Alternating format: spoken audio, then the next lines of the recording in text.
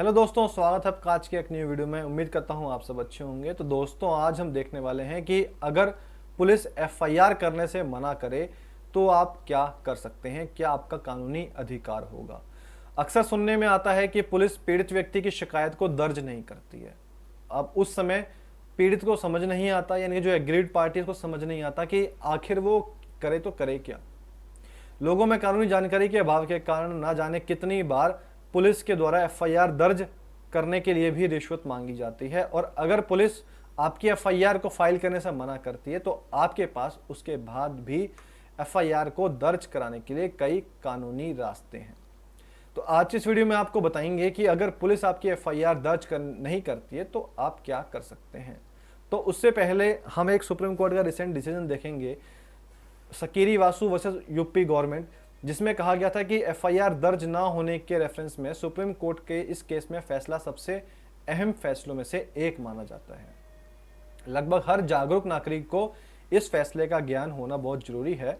CrPC के section 156(3) में police officer को कॉग्निजेबल ऑफेंस के इन्वेस्टिगेशन करने की पावर देता है, और सुप्रीम कोर्ट ने इस केस में बिल्कुल साफ शब्दों में कहा है कि अगर जबकि धारा 156(3) को बहुत कम शब्दों में लिखा गया है, लेकिन इस धारा के तहत जो कंसर्न मजिस्ट्रेट है उसको अपराध को पंजीकरण करने का आदेश देने और उसको कंसर्न पुलिस स्टेशन के प्रभारी अधिकारी को उचित जांच करने तथा सभी डॉक्यूमेंट्स को कदम उठाने के लिए दिशा निर्देश देने का ऑर्डर करता है। अब एफआईआर दर्ज ना होने के केस में हाई कोर्ट का दरवाजा नहीं खटखटाना चाहिए। एक बार दोबारा कहना चाहेंगे कि एफआईआर दर्ज नहीं हुई है तो अब हाई कोर्ट का दरवाजा नहीं खटखटाना चाहिए, क्योंकि ऐसी केस में निपटने के लिए सीआरपीसी में प्रॉपर सोर्सेस दिए गए हैं।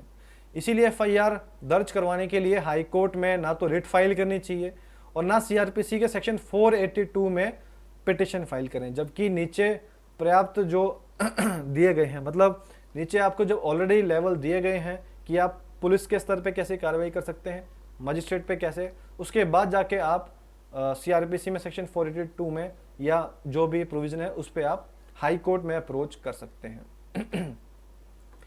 तो सबसे पहले हम बात करते हैं पुलिस स्टेशन के थाने के स्तर पर। तो अगर पुलिस ऑफिसर आपकी एफआईआर दर्ज करने से मना करे तो सबसे पहले आप अपनी शिकायत को रिटर्न रूप में तैयार करें और लिखित शिकायत को लेकर थाने के एसएमओ के पास पेश हों और अपनी उनको प्रॉब्लम बताएं। अगर थाना अध्यक्ष जो है आपकी कंप्लेंट की रिसीविंग ना दें या फिर एफआईआर दर्ज ना करें तो ऐसे केस में आप अपनी शिकायत की एक कॉपी रजिस्टर्ड पोस्ट के थ्रू जो उनके इंचार्ज होंगे उनको भेज दें, और रजिस्टर्ड पोस्ट के जो प्रूफ होगा वो अपने पास संभाल कर रखें। अगर रिसीविंग मिलती है तो उसको भी संभाल के रखें। वो तो जनरली आप ऑनलाइन उस आजकल जो ऑप्शन है उसको करके ट्रैक कर सकते हैं। अब इसके ऊपर की लेवल की बात करें, थाना स्तर पे तो हो गया, पुलिस स्टेशन के लेवल पे। अब इसके ऊपर जो है तो सीआरपीसी के सेक्शन 154 सब सेक्शन 3 में बिल्कुल साफ शब्दों में लिखा गया है कि अगर कोई भी व्यक्ति किसी थाने के ऑफिसर में इंचार्ज के द्वारा एफआईआर दर्ज ना किए जाने से पीड़ित है तो वह व्यक्ति लिखित में यानी कि रिटर्न फॉर्म में डाक के माध्यम से संबंधित एसपी को शिकायत कर सकता है। ये बिल्कुल क्लियर लिखा हुआ है इस प्रोविजन में। और दूसरा, अगर एसपी साहब को लगता है कि उस शिकायत में किसी कॉग्निजेबल ऑफेंस के होने का जिक्र है तो एसपी साहब या तो उस केस की खुद इन्वेस्टिगेशन कर सकते हैं या फिर किसी ऑफिसर को उस केस के जांच के लिए अपॉइंट करने का ऑर्डर दे सकते हैं। यहाँ पे ये भी ध्यान दें कि यहाँ पर आप डाक के सबूत से रिसीविंग यहाँ भी आपको अपने पास रखनी है, ताकि आपके पास प्रूफ हो कि आपने एसपी साहब को भी इंटीमेशन दिया हुआ है। अब चलती है कोर्ट की कार्रवाई।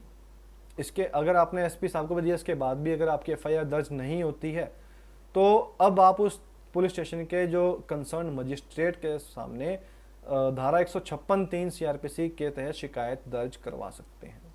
धारा 156(3) के तहत मजिस्ट्रेट से ये रिक्वेस्ट की जाती है कि जो भी कंसर्न पुलिस ऑफिसर हैं उनको एफआईआर दर्ज करने का ऑर्डर किया जाए, और जो थाने और एसपी लेवल पर की गई कंप्लेंट की रिसीविंग और जो उनके प्रूफ है डिलीवरी के, उसको पिटिशन के साथ आप जरूर लगाएं, या फिर कोई आपने रिटर्न कंप्लेंट जो भी दी है वो भी इसके साथ जरूर जाएगी, ताकि कोर्ट को ये लगे कि आप ऑलरेडी नीचे अप्रोच करके यहाँ तक पहुँचे हो।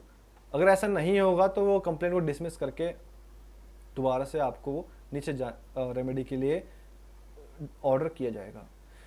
इसके साथ ही सीआरपीसी की सेक्शन 200 के तहत भी आपराधिक शिकायत भी दर्ज की जा सकती है। यानी कि जनरली हम देखते हैं कि जब भी कोई कंप्लेंट फाइल की जाती है तो वो under section 156(3) read with section 200 भी लिखा जाता है।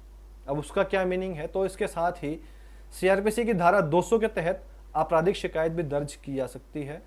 और ध्यान दें कि 156(3) के तहत बस एफआईआर रजिस्टर करने की प्रार्थना की जाती है, जबकि 200 के तहत संबंधित मजिस्ट्रेट के समक्ष पूरा केस ही फाइल हो जाता है। तो इसीलिए आपको 156 के साथ 200 का भी सेक्शन लगाना बहुत जरूरी है at the time of filing of your complaint before the magistrate under section 156(3) of CrPC. अब इसके रिगार्डिंग कुछ गोल्डन पॉइंट्स हैं हमारे। तो आपसे पहला पॉइंट है कि एफआईआर दर्ज करवाने के लिए पुलिस के सामने गिड़गिड़ाने की परंपरा को खत्म करना होगा, क्योंकि हम अक्सर पुलिस स्टेशन जाते घबराने लग जाते हैं या फिर उनसे डरते हैं कि भाई वो कुछ और एक्शन ना लें। लेकिन देखो, पुलिस जो है हमारी सेवा के लिए है, और जब हमारी सेवा सही से नहीं करेंगे तो हमारे पास भी काफ़ी कानून ने हथियार दिए हैं कि जिसकी मदद से हम अपने राइट का यूज़ कर सकते हैं।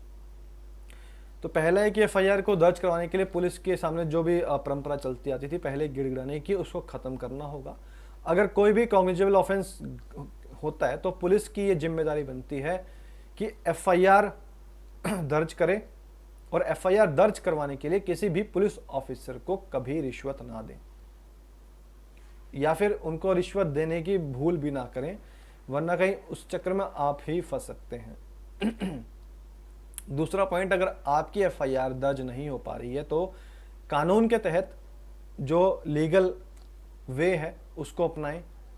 ये रास्ता थोड़ा लंबा सा तो हो सकता है लेकिन मेहनत वाला जरूर होगा, परंतु समाज को ये देखते हुए इसके जो रिजल्ट हैं काफ़ी एक लॉन्ग बैक लगते हैं कि इतना बड़ा कौन टेंशन पालेगा कि भाई कोर्ट के चक्कर काटो। छोटी सी तो बात है, एफआईआर तो नहीं हो रही है, बस कौन जाके कोर्ट में मजिस्ट्रेट पे एप्लीकेशन लगाए एफआईआर रजिस्टर करने की। फिर एफआईआर रजिस्टर होगी तो फिर उसके बाद फिर सालों साल केस चलेगा।